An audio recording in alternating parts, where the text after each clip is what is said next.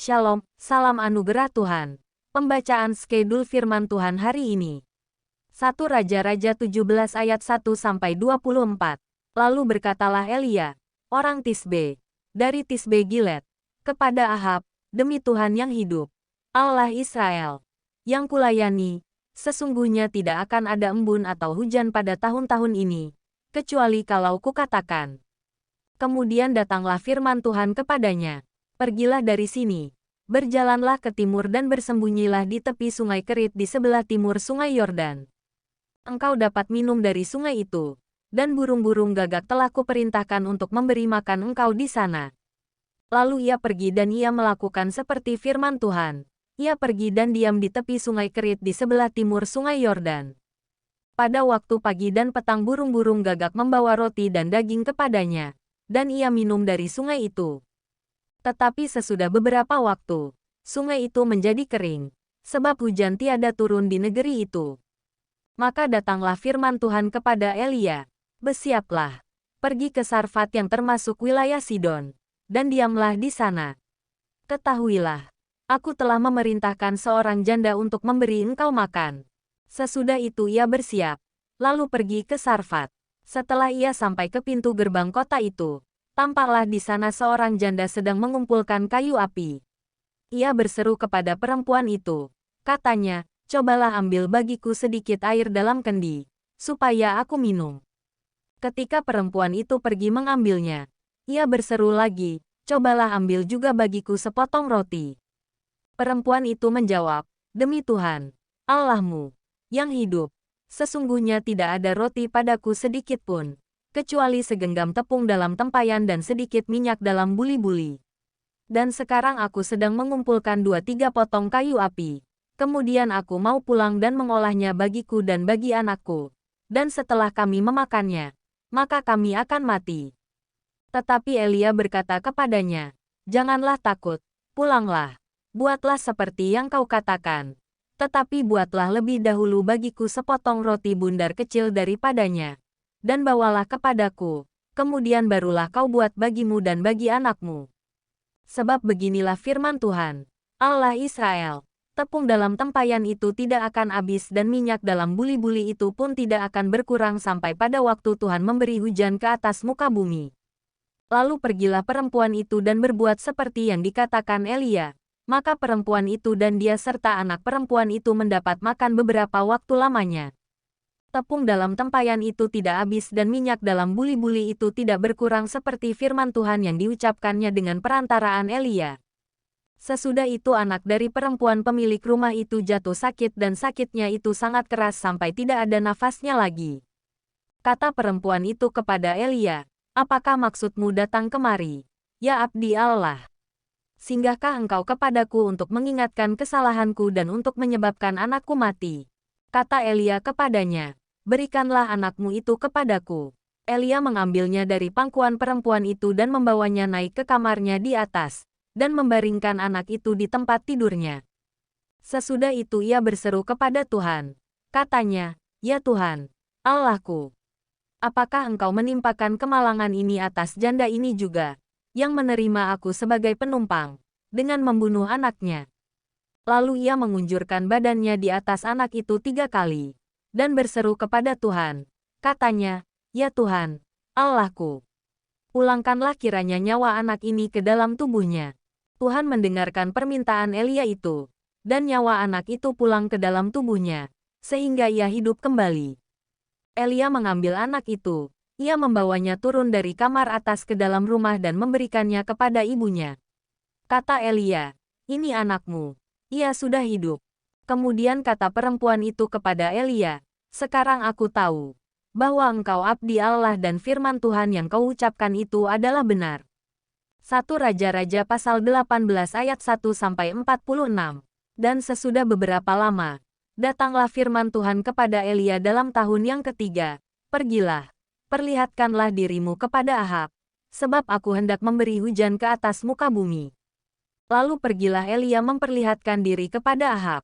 Adapun kelaparan itu berat di Samaria. Sebab itu Ahab telah memanggil Obaja yang menjadi kepala istana. Obaja itu seorang yang sungguh-sungguh takut akan Tuhan. Karena pada waktu Izebel melenyapkan nabi-nabi Tuhan, Obaja mengambil 100 orang nabi, lalu menyembunyikan mereka 50-50 sekelompok dalam gua dan mengurus makanan dan minuman mereka. Ahab berkata kepada Obaja, "Jelajahilah negeri ini dan pergi ke segala mata air dan ke semua sungai. Barangkali kita menemukan rumput, sehingga kita dapat menyelamatkan kuda dan bagal, dan tidak usah kita memotong seekor pun dari hewan itu." Lalu mereka membagi-bagi tanah itu untuk menjelajahinya. Ahab pergi seorang diri ke arah yang satu dan Obaja pergi ke arah yang lain. Sedang Obaja di tengah jalan, ia bertemu dengan Elia. Setelah mengenali dia, ia sujud serta bertanya, "Engkaukah ini, hai tuanku Elia?" Jawab Elia kepadanya, "Benar, pergilah. Katakan kepada tuanmu, Elia ada." Tetapi jawab Obaja, "Apakah dosa yang telah kuperbuat? Maka engkau hendak menyerahkan hambamu ini kepada Ahab, supaya aku dibunuhnya. Demi Tuhan, Allahmu, yang hidup, sesungguhnya tidak ada bangsa atau kerajaan yang tidak didatangi suruhan tuanku Ahab untuk mencari engkau. Dan apabila orang berkata, ia tidak ada, maka ia menyuruh kerajaan atau bangsa itu bersumpah bahwa engkau tidak ditemukan di sana. Dan sekarang engkau berkata, pergilah, katakan kepada tuanmu, Elia ada. Mungkin terjadi, apabila aku sudah pergi daripadamu, Roh Tuhan mengangkat engkau ke tempat yang tidak kuketahui. Kalau aku sampai kepada Ahab untuk memberitahukannya dan engkau tidak didapatinya, tentulah ia akan membunuh aku. Padahal hambamu ini dari sejak kecil takut akan Tuhan. Tidakkah diberitahukan kepada tuanku apa yang telah kulakukan pada waktu Izebel membunuh nabi-nabi Tuhan? Bagaimana aku menyembunyikan 100 orang nabi-nabi Tuhan dalam gua, 50-50 sekelompok dan mengurus makanan dan minuman mereka. Dan sekarang, mengapa engkau ini berkata, pergilah, katakan kepada tuanmu, Elia ada. Ia pasti akan membunuh aku. Jawab Elia, demi Tuhan semesta alam yang hidup, yang kulayani, sesungguhnya hari ini juga aku akan memperlihatkan diri kepadanya. Lalu pergilah Obaja menemui Ahab dan memberitahukan hal itu kepadanya. Kemudian Ahab pergi menemui Elia. Segera sesudah Ahab melihat Elia, ia berkata kepadanya, "Engkaukah itu yang mencelakakan Israel?" Jawab Elia kepadanya, "Bukan aku yang mencelakakan Israel, melainkan engkau ini dan kaum keluargamu. Sebab kamu telah meninggalkan perintah-perintah Tuhan dan engkau ini telah mengikuti para Baal. Sebab itu, suruhlah mengumpulkan seluruh Israel ke Gunung Karmel. Juga nabi-nabi Baal yang 450 orang itu dan nabi-nabi Asyera yang 400 itu, yang mendapat makan dari meja istana Izebel." Ahab mengirim orang ke seluruh Israel dan mengumpulkan nabi-nabi itu ke Gunung Karmel. Lalu Elia mendekati seluruh rakyat itu dan berkata, "Berapa lama lagi kamu berlaku timpang dan bercabang hati? Kalau Tuhan itu Allah, ikutilah dia. Dan kalau Baal, ikutilah dia." Tetapi rakyat itu tidak menjawabnya sepatah kata pun. Lalu Elia berkata kepada rakyat itu, "Hanya aku seorang diri yang tinggal sebagai nabi Tuhan. Padahal nabi-nabi Baal itu ada 450 orang banyaknya. Namun, baiklah diberikan kepada kami 2 ekor lembu jantan. Biarlah mereka memilih seekor lembu, memotong-motongnya, menaruhnya ke atas kayu api. Tetapi mereka tidak boleh menaruh api. Aku pun akan mengolah lembu yang seekor lagi, meletakkannya ke atas kayu api dan juga tidak akan menaruh api. Kemudian biarlah kamu memanggil nama Allahmu dan aku pun akan memanggil nama Tuhan." Maka Allah yang menjawab dengan api, "Dialah Allah." Seluruh rakyat menyahut. Katanya, "Baiklah demikian." Kemudian Elia berkata kepada nabi-nabi Baal itu, "Pilihlah seekor lembu dan olahlah itu dahulu, karena kamu ini banyak. Sesudah itu panggillah nama Allahmu, tetapi kamu tidak boleh menaruh api." Mereka mengambil lembu yang diberikan kepada mereka, mengolahnya dan memanggil nama Baal dari pagi sampai tengah hari. Katanya, "Ya Baal, jawablah kami." Tetapi tidak ada suara, tidak ada yang menjawab. Sementara itu mereka berjingkat-jingkat di sekeliling mezbah yang dibuat mereka itu. Pada waktu tengah hari Elia mulai mengejek mereka. Katanya, "Panggillah lebih keras. Bukankah dia Allah? Mungkin ia merenung. Mungkin ada urusannya. Mungkin ia bepergian. Barangkali ia tidur. Dan belum terjaga. Maka mereka memanggil lebih keras serta menoreh-noreh dirinya dengan pedang dan tombak. Seperti kebiasaan mereka. Sehingga darah bercucuran dari tubuh mereka. Sesudah lewat tengah hari. Mereka kerasukan sampai waktu mempersembahkan korban petang. Tetapi tidak ada suara. Tidak ada yang menjawab. Tidak ada tanda perhatian. Kata Elia kepada seluruh rakyat itu. Datanglah dekat kepadaku. Maka mendekatlah seluruh rakyat itu kepadanya. Lalu ia memperbaiki mezbah Tuhan yang telah diruntuhkan itu. Kemudian Elia mengambil 12 batu. Menurut jumlah suku keturunan Yakub. Kepada Yakub ini telah datang firman Tuhan. Engkau akan bernama Israel. Ia mendirikan batu-batu itu menjadi mezbah demi nama Tuhan dan membuat suatu parit sekeliling mezbah itu yang dapat memuat 2 sukat benih. Ia menyusun kayu api. Memotong lembu itu dan menaruh potongan-potongannya di atas kayu api itu. Sesudah itu ia berkata, penuhilah 4 buyung dengan air, dan tuangkan ke atas korban bakaran dan ke atas kayu api itu. Kemudian katanya, buatlah begitu untuk kedua kalinya. Dan mereka berbuat begitu untuk kedua kalinya. Kemudian katanya, buatlah begitu untuk ketiga kalinya. Dan mereka berbuat begitu untuk ketiga kalinya. Sehingga air mengalir sekeliling mezbah itu. Bahkan parit itu pun penuh dengan air. Kemudian pada waktu mempersembahkan korban petang, tampillah Nabi Elia dan berkata, ya Tuhan, Allah Abraham, Ishak dan Israel, pada hari ini biarlah diketahui orang, bahwa Engkaulah Allah di tengah-tengah Israel dan bahwa aku ini hamba-Mu dan bahwa atas firman-Mu lah aku melakukan segala perkara ini. Jawablah aku, ya Tuhan, jawablah aku, supaya bangsa ini mengetahui, bahwa Engkaulah Allah, ya Tuhan, dan Engkaulah yang membuat hati mereka tobat kembali. Lalu turunlah api Tuhan menyambar abis korban bakaran, kayu api, batu dan tanah itu. Bahkan air yang dalam parit itu habis dijilatnya. Ketika seluruh rakyat melihat kejadian itu, sujudlah mereka serta berkata, Tuhan, dialah Allah. Tuhan, dialah Allah. Kata Elia kepada mereka, tangkaplah nabi-nabi Baal itu. Seorang pun dari mereka tidak boleh luput. Setelah ditangkap, Elia membawa mereka ke sungai Kison dan menyembelih mereka di sana. Kemudian berkatalah Elia kepada Ahab, pergilah, makanlah dan minumlah, sebab bunyi derau hujan sudah kedengaran. Lalu Ahab pergi untuk makan dan minum. Tetapi Elia naik ke puncak gunung Karmel. Lalu ia membungkuk ke tanah, dengan mukanya di antara kedua lututnya. Setelah itu ia berkata kepada bujangnya, naiklah ke atas, lihatlah ke arah laut. Bujang itu naik ke atas. Ia melihat dan berkata, tidak ada apa-apa. Kata Elia, pergilah sekali lagi. Demikianlah sampai 7 kali. Pada ke-7 kalinya berkatalah bujang itu, wah, awan kecil sebesar telapak tangan timbul dari laut. Lalu kata Elia, pergilah, katakan kepada Ahab, pasang keretamu dan turunlah. Jangan sampai engkau terhalang oleh hujan. Maka dalam sekejap mata langit menjadi kelam oleh awan badai. Lalu turunlah hujan yang lebat. Ahab naik kereta lalu pergi ke Yijril. Tetapi kuasa Tuhan berlaku atas Elia. Ia mengikat pinggangnya dan berlari mendahului Ahab sampai ke jalan yang menuju Yijril. Pembacaan skedul perjanjian baru. Yohanes 1 ayat 35-51. Pada keesokan harinya Yohanes berdiri di situ pula dengan 2 orang muridnya. Dan ketika ia melihat Yesus lewat, ia berkata, lihatlah anak domba Allah. Kedua murid itu mendengar apa yang dikatakannya itu.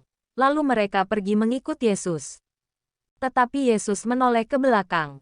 Ia melihat bahwa mereka mengikut dia lalu berkata kepada mereka, apakah yang kamu cari?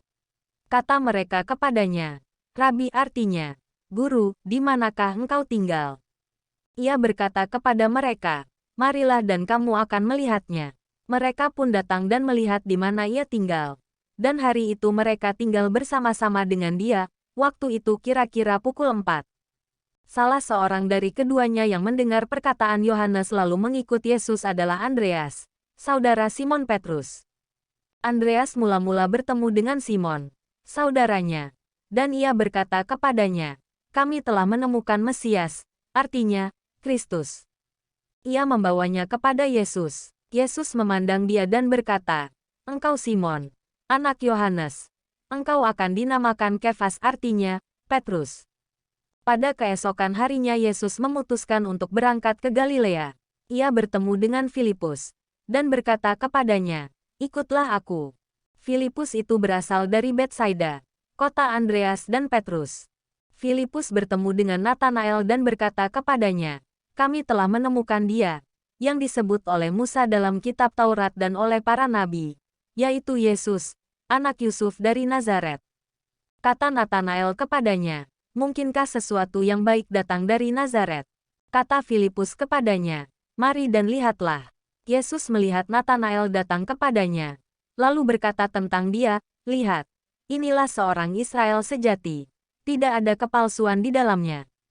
Kata Natanael kepadanya, "Bagaimana engkau mengenal aku?" Jawab Yesus kepadanya, "Sebelum Filipus memanggil engkau, aku telah melihat engkau di bawah pohon ara."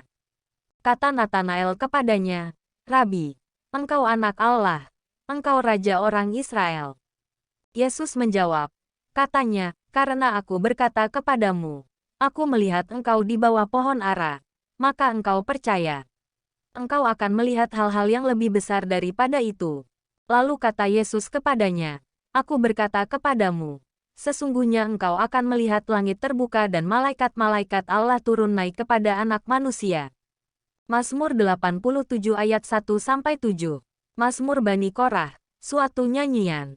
Di gunung-gunung yang kudus ada kota yang dibangunkannya. Tuhan lebih mencintai pintu-pintu gerbang Sion daripada segala tempat kediaman Yakub. Hal-hal yang mulia dikatakan tentang engkau, ya kota Allah. Aku menyebut Rahab dan Babel di antara orang-orang yang mengenal aku. Bahkan Filistea, Tirus dan Etiopia, ini dilahirkan di sana. Tetapi tentang Sion dikatakan, seorang demi seorang dilahirkan di dalamnya. Dan Dia, yang Maha Tinggi, menegakkannya. Tuhan menghitung pada waktu mencatat bangsa-bangsa. Ini dilahirkan di sana, dan orang menyanyi-nyanyi sambil menari beramai-ramai. Segala mata airku ada di dalammu. Amsal 2 ayat 1-22. Hai anakku, jikalau engkau menerima perkataanku, dan menyimpan perintahku di dalam hatimu, sehingga telingamu memperhatikan hikmat, dan engkau mencenderungkan hatimu kepada kepandaian.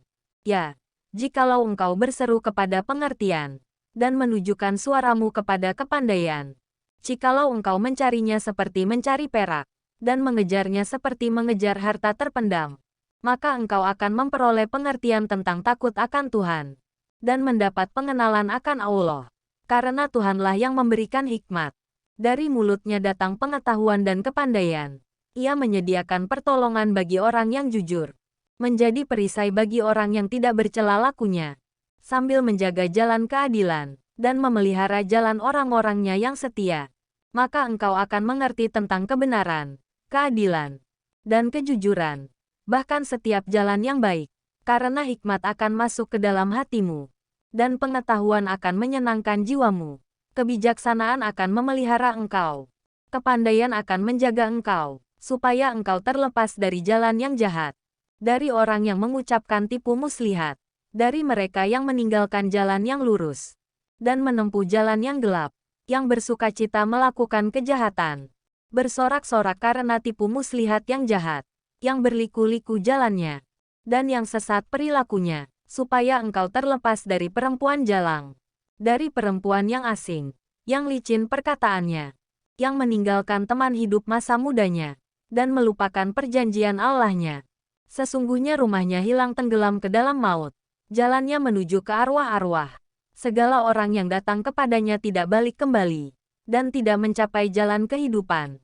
Sebab itu tempuhlah jalan orang baik, dan peliharalah jalan-jalan orang benar, karena orang jujurlah akan mendiami tanah, dan orang yang tak bercelalah yang akan tetap tinggal di situ. Tetapi orang fasik akan dipunahkan dari tanah itu, dan pengkhianat akan dibuang dari situ. Amin. Tuhan Yesus memberkati.